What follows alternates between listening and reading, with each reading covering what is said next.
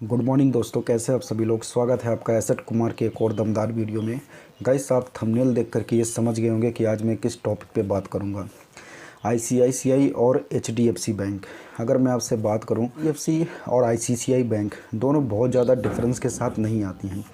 और मैं आपको एक बात और बता दूँ कि कोई भी बैंक हो, आप किसी भी बैंक का अगर आप उनका वर्किंग स्ट्रक्चर देखोगे या फिर उनका जो मार्केटिंग स्ट्रक्चर है वो डिफरेंट होता है।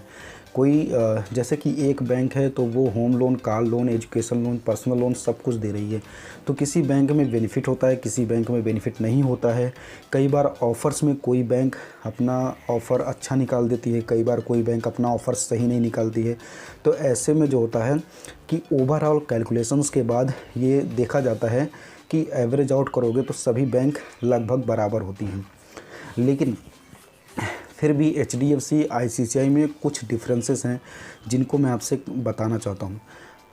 इस पूरे चैनल पर मैं नॉर्मली पर्सनल लोन के बारे में जानकारी देता हूँ गाइस। बहुत सारे एप्लीकेशंस के बारे में मैंने आपको बताया हुआ है ऑलरेडी कि आप इस एप्लीकेशन से लोन ले सकते हो। बहुत सारे पर्सनल फाइनेंस की चीज़ें हम डिस्कस करते हैं। लेकिन अगर मैं एचडीएफसी की बात करूँ आज, जो कि डिफरेंस में आने वाला है एचडीएफसी और आईसीआईसीआई में, तो एचडीएफसी बैंक आपके लिए परफेक्ट है पर्सनल लोन के लिए, ठीक है। आईसीआईसीआई बैंक क्यों नहीं है, मैं थोड़ा सा डिस्कस करूंगा। लिमिटेशन है, दोनों बैंक अच्छे हैं, ठीक है। बात अगर मैं एचडीएफसी बैंक की करूं तो एचडीएफसी बैंक में आपको अगर मैं पूरा क्राइटेरिया बताऊंगा इस, तो पहली बात तो वो एक प्राइवेट बैंकों में आप उसको शीर्षतम पे कह सकते हो। मतलब भारत के अंदर अभी मैक्सिमम लोग जो हैं वो एचडीएफसी पर भरोसा करते हैं, ठीक है, प्राइवेट बैंकों में। और उसकी सुविधा जो है वो बहुत ही ज़बरदस्त है। और मैं अगर थोड़ा सा इनके लोन के पर्सपेक्टिव से बात करूं कि ये किस तरह से लोन देते हैं आईसीआईसीआई और एचडीएफसी, तो एचडीएफसी में क्या है कि अगर आपकी सैलरी जो है उन्हीं के बैंक में आती है तो आपको जो है बहुत कम सैलरी पर भी पर्सनल लोन ऑफ़र हो जाते हैं। गाइस, वो एक प्री अप्रूव्ड लोन होता है जो कि बैंक के जो एग्जीक्यूटिव्स होते हैं, जो कि बैंक होता है अपने अकॉर्डिंग डिसाइड करता है कि आपको कितना वो अप्रूव कर रहा है, ठीक है। वो आपके ट्रांजैक्शंस को देखेगा, आपके अकाउंट में प्रेजेंट टाइम पे पैसा कितना है, आपने कोई फिक्स डिपॉजिट किया है या फिर आप किसी और तरह की सुविधा जो है पैसों को लेकर के उस बैंक के साथ कर रहे हैं, उसके अकॉर्डिंग आपको एक फ़िक्स डिपॉजिट या फिर सभी चीज़ों को देखते हुए एक प्री अप्रूव्ड लोन ऑफ़र कर दिया जाता है। यही सेम बात है आईसीआईसीआई बैंक में। वो भी अपने कस्टमर्स के लिए एक प्री अप्रूव्ड लोन ऑफ़र करती है, उनके ट्रांजैक्शंस को देखते हुए, उनके फिक्स डिपॉजिट्स को देखते हुए, उनके बैंक में पैसे को देखते हुए, ठीक है। तो आपको जो है अगर सैलरी दोनों बैंकों में आ रही है तो कोई वरी नहीं है। दोनों बैंक आपको प्री अप्रूव्ड लोन ऑफ़र करते हैं और बहुत ही अच्छे तरीके से आपको लोन कुछ ही मिनटों में मिल जाता है। प्रोसेस दोनों का फास्ट है। नाउ गाइस, आगे आते हैं। तो अब आपने लोन लिया तो आपको इंटरेस्ट के बारे में जानकारी होनी चाहिए। गाइस, इंटरेस्ट एक इम्पॉर्टेंट पहलू है। और मैं आपसे बात करूं तो एचडीएफसी और आईसीआईसीआई में मैंने अभी तक बहुत सारे कस्टमर रिव्यूज़ देखे हैं या फिर मैंने पर्सनली खुद फील किया है, तो आईसीआईसीआई का कहीं ना कहीं इंटरेस्ट थोड़ा सा ज़्यादा होता है कंपेयर टू एचडीएफसी। अगर आपको एग्जांपल से बता दूं, 10 लाख का लोन अगर आप एचडीएफसी से लो और 10 लाख का लोन आप आईसीआईसीआई से लो, तो हो सकता है कि एचडीएफसी आपको 10.49 या फिर 10.50 का दे दे, ठीक है। लेकिन वहीं पर बात करूंगा आईसीआईसीआई बैंक की, तो मिनिमम आपको 10.50 10.77 तक मिल जाता है। जहां पर एचडीएफसी मिनिमम 10.50 तक, मैक्सिमम 10.50 तक देता है 10 लाख के लिए, वहीं पर आईसीआईसीआई मैक्सिमम 10.75 तक चला जाता है। तो आप ये समझ लो कि 0.25% भी बहुत ज़्यादा होता है गाइस। आप 5 साल के लिए अपना लोन का ईएमआई भरने वाले हो। इसके बाद अगर मैं बात करूं इनके टेन्योर के बारे में, तो टेन्योर में कोई प्रॉब्लम नहीं है। टेन्योर दोनों बैंक आपको समान देंगी। 5 साल के लिए आप पर्सनल लोन ले सकते हो एचडीएफसी और आईसीआईसीआई बैंक दोनों से, ठीक है। और कई बार एचडीएफसी ऑफ़र दे देता है तो वो 6 ईयर्स के लिए भी कर देता है, लेकिन वो आपके फिर लोन अमाउंट और आपकी प्रोफाइल पर डिपेंड करता है कि आपका किस तरह से प्रोफाइल है गाइस।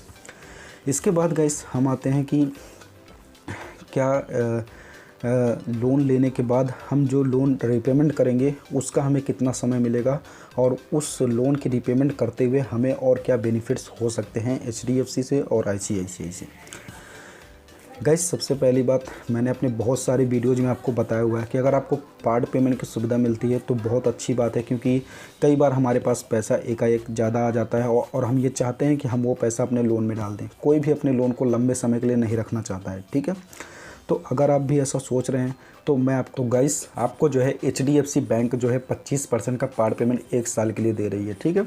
आप उसको जो है आसानी से ले सकते हो और नेक्स्ट ईयर फिर आपको 25% मिल जाता है मौका। इट मीन्स आपको जो है HDFC जो है वो ओवरऑल 2 बार जो है पार्ट पेमेंट के मौके देती है पूरे टेन्योर में।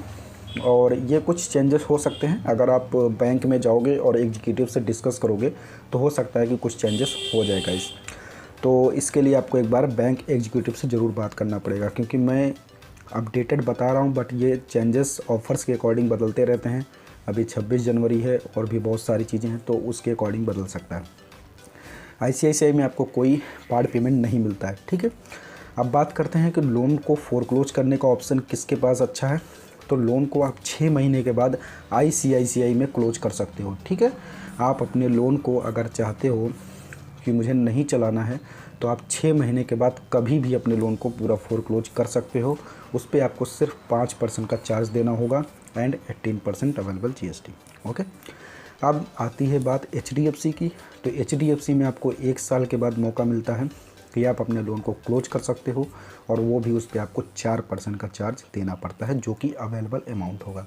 1 साल के बाद मान लीजिए आपके पास 1 लाख बचा, तो आप 1,04,000 दे करके अपने लोन को फोरक्लोज कर सकते हो, और उस 4,000 पे आपको 18% का GST देना पड़ेगा।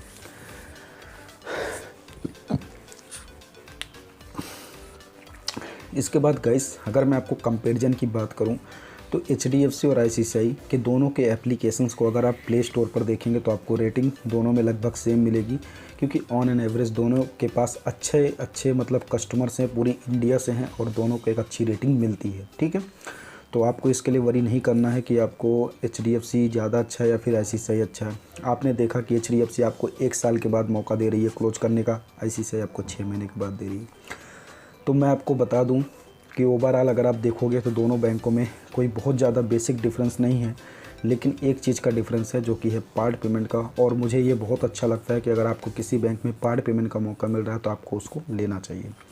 और HDFC आपको प्रीफर कर रहा हूँ। अगर आप पर्सनल लोन ज़्यादा लोन अमाउंट के लिए लेना चाहते हो तो आप HDFC के साथ जा सकते हो, बहुत अच्छी बैंक है गाइस। तो गाइस उम्मीद करता हूँ कि ये छोटा सा एनालिसिस आपको अच्छा लगा। अगर इसमें मैंने कुछ पॉइंट्स, आई थिंक मैंने बहुत बड़ा पॉइंट अभी नहीं मेंशन किया है। अगर आप इसके पहले कभी मेरी वीडियो बहुत पहले देखे होंगे तो मैंने एक बार HDFC और बजाज को लेकर के भी एक बार कंपैरिजन किया था, जो कि दोनों ही बहुत ही धाकड़ बैंक है पूरे देश में, और दोनों का ही बहुत ज़्यादा कस्टमर क्रिएशन हो चुका है देश में। लेकिन फिर भी आप उस वीडियो को देखिएगा, मैंने वहाँ पर एनालिसिस कस्टमर के रिव्यूज़ के अनुसार बताया है। अगर आप ICICI और HDFC के रिव्यूज़ की बात करेंगे तो गाइस मैंने अभी कोई एनालिसिस रिव्यूज़ का नहीं किया है, क्योंकि दोनों ही बहुत ज़बरदस्त बैंक हैं और मैं कोई बहुत ज़्यादा इन्फॉर्मेशन डिस्क्लोज़ नहीं करना चाहता हूँ। बस आप ये समझ लो कि HDFC और ICICI बैंक में दोनों ही बेस्ट हैं, लेकिन मैं आपको रिकमेंड करूँगा कि अगर आपको ज़्यादा अमाउंट चाहिए तो आप HDFC से लोन ले सकते हैं, ठीक है। और ICICI बैंक में भी आप लोन लीजिए अगर आप जो है इंस्टेंट लोन चाहते हैं, और इनका प्रोसेस थोड़ा सा ठीक है। और HDFC में थोड़ा सा वेरिफिकेशन जो है समय लग जाता है गाइस, बस इतना ही है। बाकी बैंक दोनों ठीक है गाइस। तो उम्मीद करता हूँ ये आपको अच्छा लगा गाइस कि मैंने जो रिव्यूज़ किया अभी। अगर आपको ये वीडियो अच्छी लगी तो इसको शेयर कीजिएगा अपने बड़े लोगों के साथ, जो लोग HDFC ICICI से लोन लेने जा रहे हैं, और जिन्होंने अभी तक लोन नहीं लिया है, लेने वाले हैं, तो उनके लिए एक अच्छा रिव्यू है। और हमेशा के लिए बोलूँगा कि आप आज पर्सनल लोन कोई बहुत बड़ी चीज़ नहीं है कि आपको लाइन में खड़ा होना है, आपका फ़ाइल नहीं लिया जाएगा। आप अच्छे से एनालिसिस करो हर एक बैंक का, तो आप लोन लो, क्योंकि सभी बैंक आपको लोन देने को तैयार हैं। अगर वो नहीं देंगी तो एप्लीकेशन देंगे, NBFC देंगे, सभी लोग लोन देंगे। तो आपको जो है प्रॉपर एनालिसिस करना चाहिए, जहाँ पे आपको फ़ायदा हो वहाँ से लोन लेना चाहिए गाइस। बाय द वे आप इस चैनल को सब्सक्राइब कीजिए, मैं आपके लिए और भी बहुत सारी वीडियोज़ लेकर आता रहूँगा। और आप मेरी वेबसाइट assetkumar.com को सभी को रिकमेंड कर सकते हैं अगर आपको और एनालिसिस करना है और जानकारी चाहिए तो गाइस।